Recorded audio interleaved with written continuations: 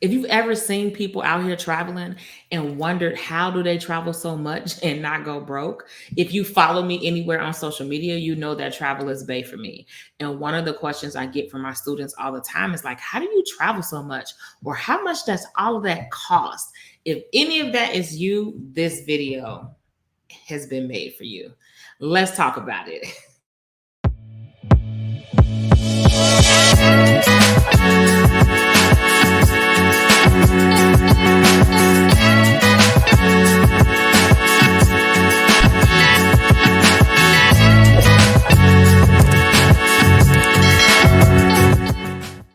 So first, I'm Nia. I drop down to earth money and home buying tips for high achieving women seeking the financial stability they desire and deserve. If that sounds like you, or you're someone looking for some down to earth, real money tips, then go ahead and hit that like, follow, and subscribe button while you're here. Now, let's get into it. One of the first tips I will give you as a personal finance educator, financial education speaker, and consultant, whatever you want to call me, is that you first want to make sure you have the money to travel. You want to make sure your bills and things are taken care of. Nobody wants to go and travel and come back to disconnection notices, come back, and all the stress that you relieved on vacation comes back just pouring in, because now all of these responsibilities that you avoided while you were gone, guess what? They didn't disappear. With that being said, the next thing I would say is you want to be pretty flexible. Having flexibility while you're traveling is going to help you catch better deals, get better rates, and find hidden gems that maybe you would not have been able to find before. And I'll get a little bit deeper into what I mean by being flexible. But you want to be flexible with the dates you're traveling, with the time that you want to arrive or leave. Nobody's saying you have to arrive at crazy hours, like 3, 4 o'clock in the morning. But sometimes, depending on how far you're traveling away from home, that might be the case. And you also want to make sure you have an understanding of what type of traveler you are. So, full disclosure, these tips might not be for everybody. If you are a bougie traveler and you like to have a nice, luxurious experience, and you have absolutely no desire to be flexible, and you have no desire, or when someone brings up the topic of being flexible, you bring up 5 reasons why you can't be flexible, this is probably not the video for you, because that means that you're not going to be able or willing to take any of the advice that's going to come after this point of the video. And there's no point of wasting your time, because time is precious. You know what I mean? So with that being said, let's get into it. One of the first things that you need to book when you're traveling is going to be your flight. And you need to travel and go, I don't know. How about this? We're not going to get a destination. I'm going to share my screen, and then we're going to go into one of the ways that I go and decide where I'm even going. If you're on social media, there is this group for women called She Travels the Globe, and it is a great group that the founder, so one of my great friends, Erica, she lives by the motto, travel by deals, not destinations. And so with that being said, that's exactly how I travel. I love to travel like that, but the way she puts it, it just gives it a little razzle dazzle. Okay. Now I'm going to share my screen, and then we'll go into it. So let me actually move myself, because I want to give you the opportunity to see it.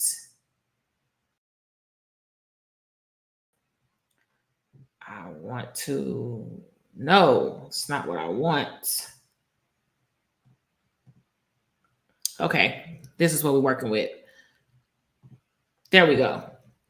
So this is one of the things that I do, and one of the ways that I save on travel. Now, when I come to this screen right here, I'm going to go to explore. And once I get to explore, I can look up here and I can do round trip. I can do one way. If you're somebody who lives in, let's just say, New York, you get all the deals and all the great prices. Let me just say, and if your weather was not similar to Chicago, I would probably move there, because you get all the great deals. So we're going to say, you know what? Actually, we're not even going to just say JFK. We're going to put New York. Now, when you fly out of New York, a lot of times that includes 3 airports. That's Newark Airport, that's JFK, and then that's LaGuardia. So that means there's 3 different airport options you have to travel out of. So you're going to go here and put the location, and then here you can put specific dates. But remember what we talked about, we're trying to be flexible. So if we're trying to be flexible, are we doing a weekend? We doing a week? What we doing? Are we doing July?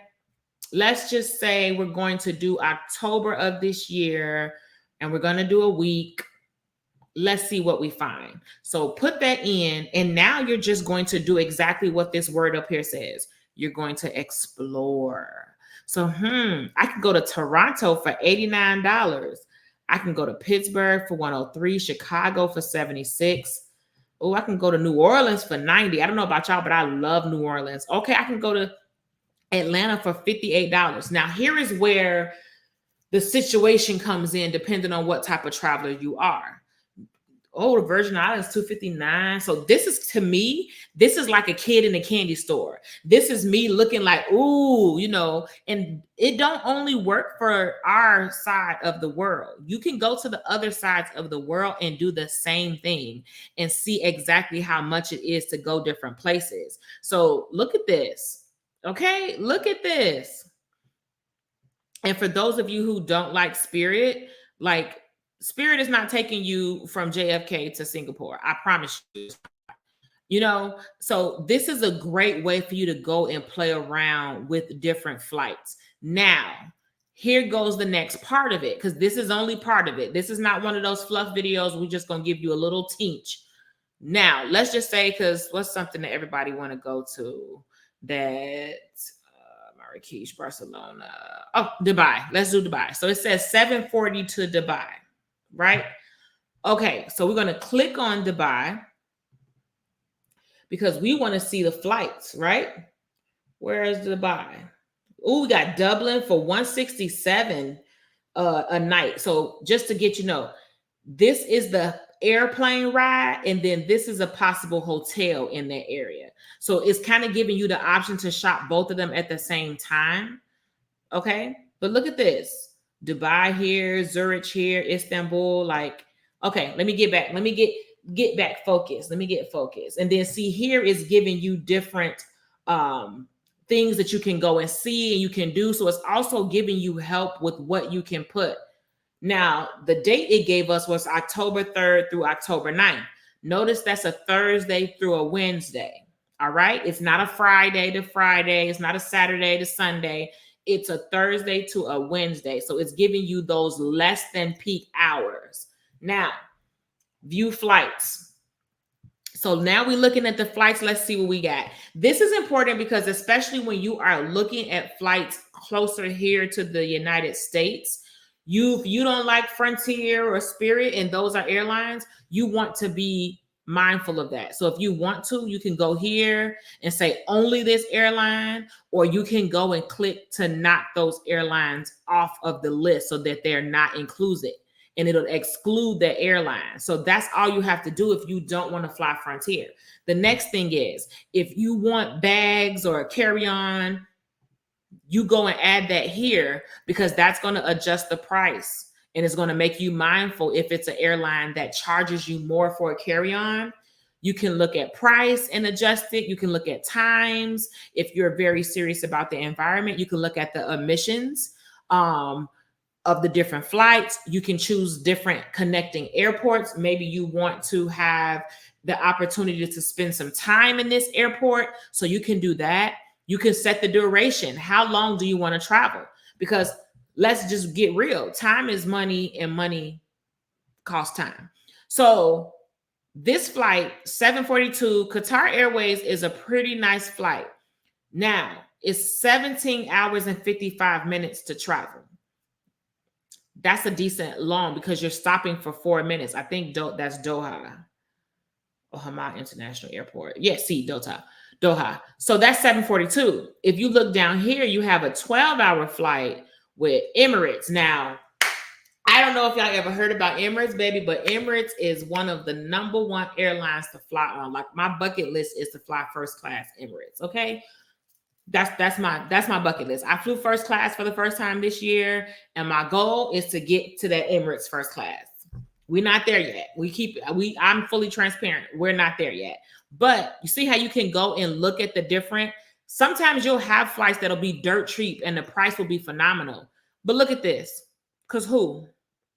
24 hours. The only way this is feasible and makes sense if you want to stop in Doha and then you're going to travel in Doha for a little while, like leave the airport and then come back. Now, if you're interested in doing that, this is a very sexy flight for you and it's going to give you a 2-for-1. But me personally, if I'm trying to go straight to Dubai, I want something shorter.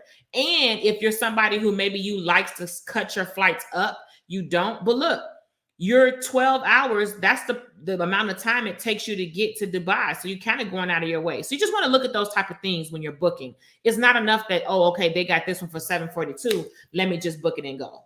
The next thing that you want to do is, okay, now this is New York to Dubai.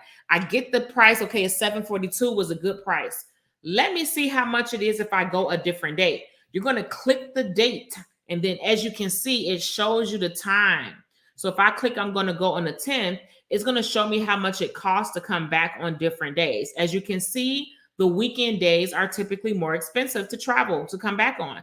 They know that most people are off work, so it's more of a peak season. So that's going to be very important for you, okay? And you can do that with any destination, and you can go as far as they will allow you to. Now, a lot of American-based airlines, they don't allow you to go too far into the future, but a lot of non-American airlines will allow you to book a flight a whole year in advance. It just depends on the airline and what their policy is. So see, we're in December. Okay, so they do allow you to book further ahead because we can book all the way in December and we're in June.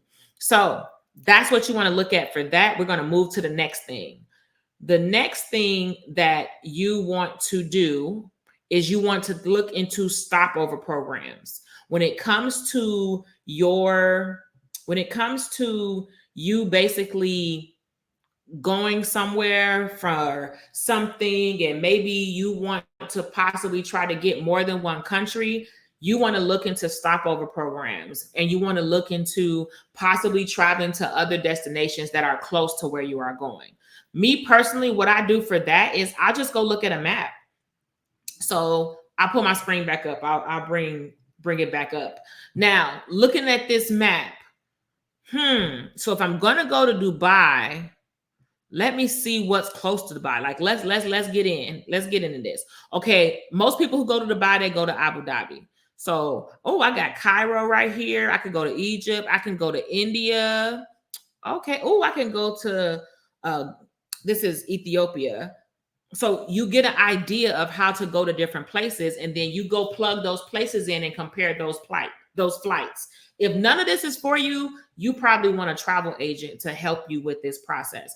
But me personally, if I'm flying 12 hours all the way to that side of the world, I'm typically going to try to go somewhere else because I'm going to have to fly 12 hours to come back. So I might as well get other countries in, and it's typically cheaper to fly close together than fly that long haul as opposed to going all the way back and forth. Okay. So I just wanted to add that tip in there. Now, with that being said, like I said, you want to look at stopovers and you want to look at what other places you can travel in that area. For stopovers, you want to look at what airlines have a stopover program. Now,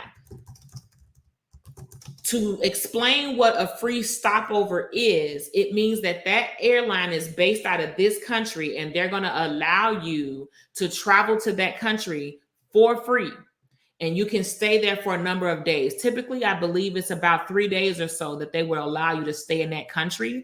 And in that, without you having to deal with having to pay for another flight, it'll all just be like you booked the flight from the first destination to the last. Again, most of this information, if you feel like you want to have access to it, I have a course that's called the Mindset to Millions course. And within that course, it first talks about budget brilliance and mindful money. So it teaches you how to budget, how to get your money ready. So if travel is something you want to do more, but you find yourself being strangled by debt where you can't really get a hold of your money to travel, And then it also goes into debt detox. So detoxing your finances of debt and paying them off. And then the last session is called Travel and Thrive.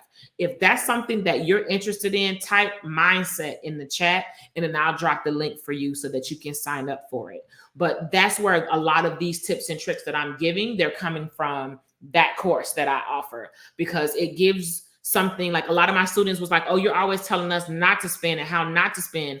Okay, give us some ways that we can spend. So I'm going to come out with some more videos of different ways you can spend, but help you spend wisely. Okay. Because, I'm here for the people. Now, looking at the next thing that I want to share, this is just going to give you an idea of some of the airlines that have free stopovers. Okay. So looking at these airlines, it shows you, see, Qatar Airways, Copa Airlines, Japan Airlines. Typically, the free stopover is going to be in their hub. So for Copa Airlines, I've actually used their free stopover a couple of times. It's going to be in Panama. I used TAP Portugal's last year in September. And obviously it's going to stop in Portugal. So I stopped in Portugal for about 3 days. I went to Lisbon and Porto, and then I came back. So I booked a flight from Barcelona to Chicago. And then in between, I got a stopover. Okay. In between, I had a stopover in Portugal, stayed there for 3 days, then got back on the plane and went my merry way back home. But I only paid for the flight from the first stop to the last stop. The second stop in the middle, the price was not added. Okay. So you can go and look this up, and you'll be able to see all the different airlines that have free stopover programs, because we're trying to get everything for our money, because that's why we're here for, right? Okay, so moving on to the next thing. The next thing is going to be your accommodation. Your accommodation is important because a lot of times that might be the biggest expense. And one benefit you have, a lot of people going to say, oh, we'll just go with Airbnb, it's cheaper. But unfortunately, that's no longer the case. Airbnb, it's getting kind of up there. So in this day and age, you got to compare and look at what your best option is. The good thing about booking a lot of hotels is a lot of them are booked now and pay later, but be mindful of the cancellation policy. You hear me? Be mindful of the cancellation. Do not let that cancellation policy catch you. If you have to put something on your calendar to remind you, sometimes I'll put a private reminder on my work calendar, and I'll just put flight, or I'll put something simple and make it a private reminder so that I do not get caught up in these streets. What I suggest you do is compare them. When you book something that's a hotel and they allow you to book now, pay later, do not stop searching for that hotel because you booked it. With flights, once you set it and you book your flight, baby, forget about it. Forget about it, because if you see it cheaper, it's only going to make you mad. Okay, so just forget about it. Move on to the next phase. Move to the next phase. So you want to look at flights all the way up until it's time for you to travel, because a lot of times the hotel prices all the way up until it's time for you to travel, because a lot of time the hotel prices will drop, and they're dropping because maybe they're getting closer to the date. They don't have as many room books as they thought they should or they would, so that they're selling them for a better price. Whatever the reason may be, keep searching up until the day of. Okay. That's very important. When it comes to Airbnb, make sure you're looking at what amenities are included. What location is it? Because here goes the thing. You can find a very good and very economical location and the price be sexy as hell. But then you look and find out it's completely away from everything that you need to do, which means that, yeah, you're saving money on your hotel, but you're really just going to pay that money out in transportation, trying to get back and forth to your excursions. Because if you book excursions, or if you're on your own going to see the different landmarks and tourist attractions and things that you want to see, guess what? You're going to have to get there some way.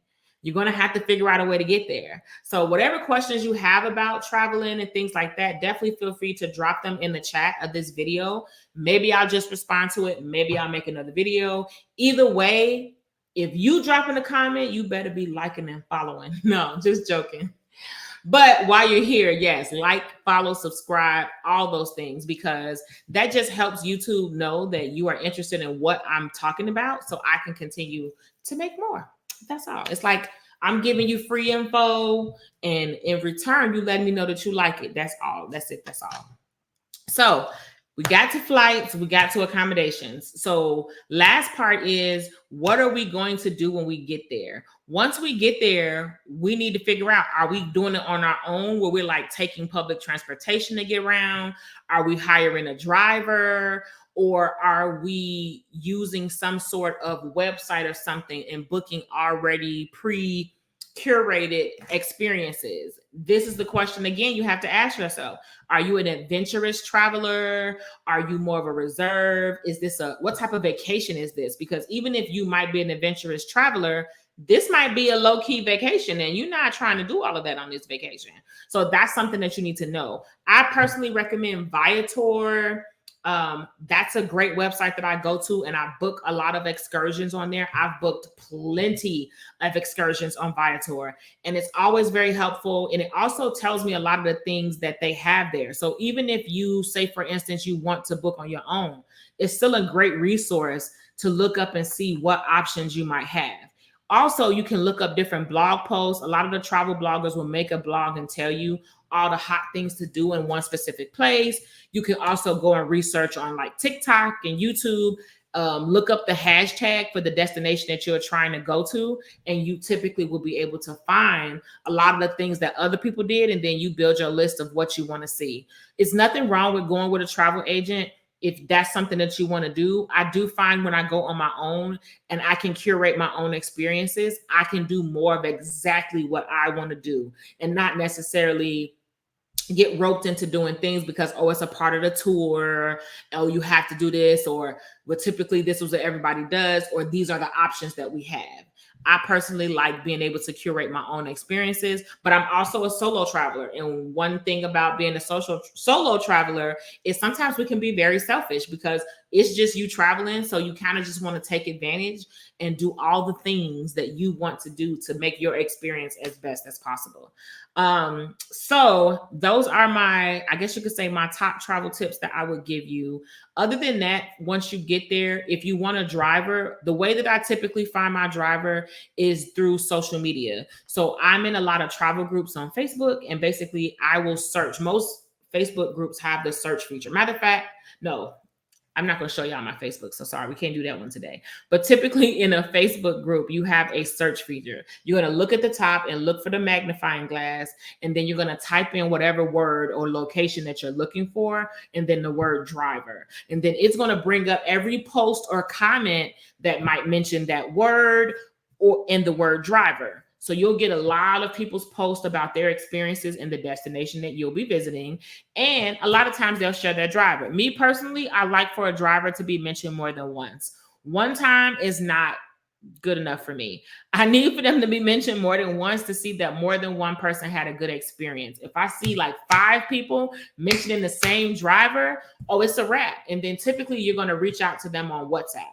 And you'll reach out to them on WhatsApp. A lot of time I'll ask them for their social media information so I can see like how long they've been on social media and how reputable they are. But typically if 5 different people mention them, they pretty much have a big following of people who have used them before. So I feel a little bit more secure. Then I'm going to communicate with them on WhatsApp and talk to them beforehand.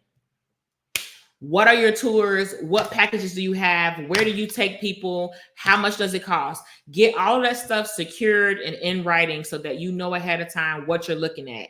The next thing I typically ask them is I'm going to ask them, or I'll ask the hotel, or I'll ask my Airbnb host, how much does it cost to get from the airport to you? Because a lot of times when we arrive at the airport, a lot of the taxis or different people, they might overcharge.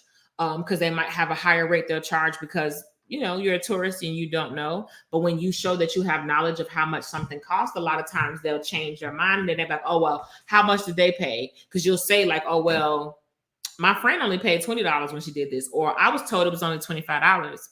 Okay. Come on. That's typically what they'll tell you. Now, this is not foolproof. You're still going to run into some issues when you have people, when you're out of town with people. but you want to be sure.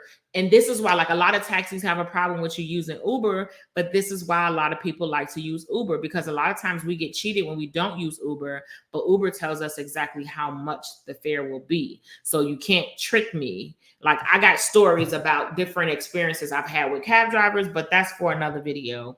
If you like this video and you enjoyed this, or you have travel tips of your own, definitely feel free to drop them in the chat. And don't forget to hit that like, follow, and subscribe button.